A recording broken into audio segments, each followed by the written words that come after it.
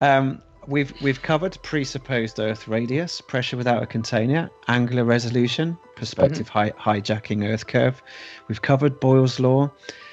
We've covered diffraction limit. The one thing we haven't touched on was mirages.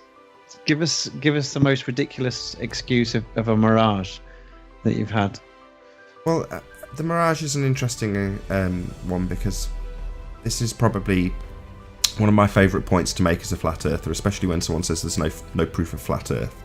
So I'll give you an example. We'll use Ranty and one of his images. So he has a picture of a clock tower at about 20 miles at Barrow-in-Furness, and it's just a picture of a clock. Now, as a flat earther, I look at this picture and say, clock at 20 miles. That's the end of my explanation. As a flat earther, I can make that statement. I'll say it again. Clock at 20 miles.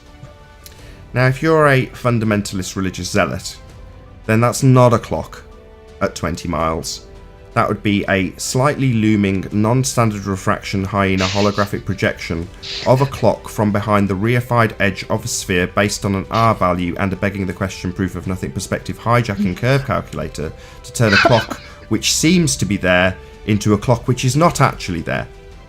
That's what you have to assert if you're a globehead. So it's not a clock, it's a holographic projection of a clock from behind the reified edge of an Earth curve based on a begging the question proof of nothing perspective hijacking curve calculator. As opposed to me, that's a globehead explanation. I say clock, 20 miles. You're the man, Nath. You are the man. I love the way it's the way you it's the way you say it. It's the way you say it. It's just you serve people like the Wimbledon final beautifully. It's poetry in motion. It genuinely is. It is. A soundbite classic.